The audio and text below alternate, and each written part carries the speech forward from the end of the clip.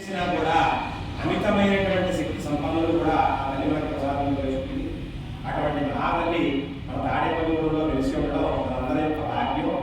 అమ్మవారి ఇక్కడ ఉండడం, ఆ తల్లి ఆలయం నిర్మించుకోవడం, నిత్యము కూడా ఇక్కడ పూజాధికాలు ఎంతో వైభవంగా జరుగుతాయి.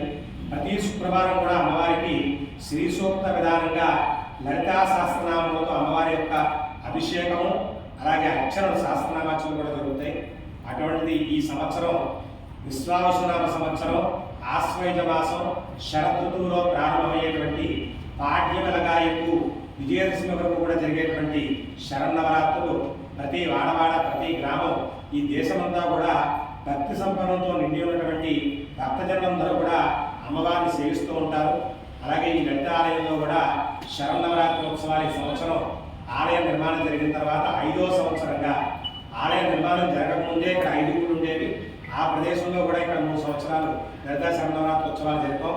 ఆలయ నిర్మాణం జరిగాక 5వ సంవత్సరంగా ఇక్కడ అమ్మవారి యొక్క శరన్నవరాత్రి ఉత్సవాలు అత్యంత వైభవంగా ఈ రోజు నుండి ప్రారంభమవుతున్నాయి. ఈ రోజు జరిగేటువంటి కార్యక్రమాలు గణపతి పూజ, ఆదవ పూజ్యోధిప గణాధిప అన్నారు. కావున ముందుగా గణపతి పూజతో ఈ కార్యక్రమం ప్రారంభం చేసి పుణ్యాహవాచనము, పంచగవ్య ప్రాసన, వచ్చినటువంటి బ్రాహ్మణులందరికీ కూడా దీక్షా వస్త్రాల సమర్పణ, అలాగే పీటల మీద ఈరోజు మానేపల్లి శ్రీనివాసరావు గుప్త గారు వేదరాజేశ్వరి దంపతులు కూర్చొని పూజాధికారులు నిర్వర్తిస్తున్నారు. ప్రతి సంవత్సరం కూడా ఆ దంపతుల చేతుల మీదుగా ఇక్కడ కలశ స్థాపన జరుగుతుంది. మరి కమిటీ వారు ఒక్కొక్క రోజు ఒక్కొక్కరు జంట కూర్చుని చక్కగా పూజాధికారులు నిర్వర్తిస్తూ ఉంటారు. ప్రతిరోజు కూడా ఉదయం అమ్మవారికి విఘ్నేశ్వర పూజ, పంచగవ్య ప్రాసన, పుణ్యాహవాచనం, ఆ తదుపరి అమ్మవారి లలితా సహస్రనామములతో విశేషంగా అమ్మవారి కుంకుమార్చన శ్రీచక్ర నిరుడికి భక్తజనుల చేత ఇక్కడ జరుగుతూ ఉంటుంది. సాయంత్రం పూట 6 గంటలకు ఇక్కడ పూజాధికారులు ప్రారంభమవుతాయి. మొట్టమొదటిగా అమ్మవారి యొక్క అష్టోత్తర కుంకుమార్చన చేసుకుని ఆ తదుపరి పీటల మీద కూర్చున్నటువంటి దంపతుల చేత అమ్మవారికి ప్రీతికరమైనటువంటి లలితా కమలహోమం ప్రతిరోజు కూడా జరుగుతుంది. ఆ తదుపరి అమ్మవారికి దర్బారు సేవ, చతుర్వేద స్వస్తి జరుగుతుంది. తదనంతరం అమ్మవారి యొక్క మూల విరాటికి నవవిధ హారతుల కార్యక్రమం జరుగుతుంది. ఆ తదుపరి భక్తజనులందరికీ కూడా వేద స్వస్తి, వేద ఆశీర్వచనంతో ప్రతిరోజు కార్యక్రమం ముగుస్తుంది.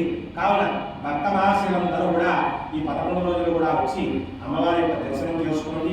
ఈ 11 రోజులు కూడా పీటల మీద కూర్చున్నటువంటి దంపతులకి చక్కగా పూజాధికారులు నిర్వర్తించుకోవచ్చు. అలాగే శ్రీచక్రవాసి అయినటువంటి ఆ లలితామ్మవారికి ఈ 11 రోజులు కూడా కుంకుమ పూజలు జరుగుతాయి. ఆ కుంకుమ పూజలో మీ గోత్రనామాలు ఇచ్చినట్లయితే ప్రతిరోజు కూడా ఉదయం సాయంత్రం కూడా అమ్మవారి పూజ ప్రారంభ సమయంలో మీ గోత్రనామాలు అర్చన జరుగుతుంది. కావున అందరూ కూడా ఈ మహత్తరమైనటువంటి కార్యక్రమంలో పాల్గొని ఈ యొక్క అవకాశాన్ని సద్వినియోగం చేసుకుని లలితా పరమేశ్వరి అమ్మవారి కొరకు పాత్రలు కావాల్సిందిగా కోరుకోవాలి.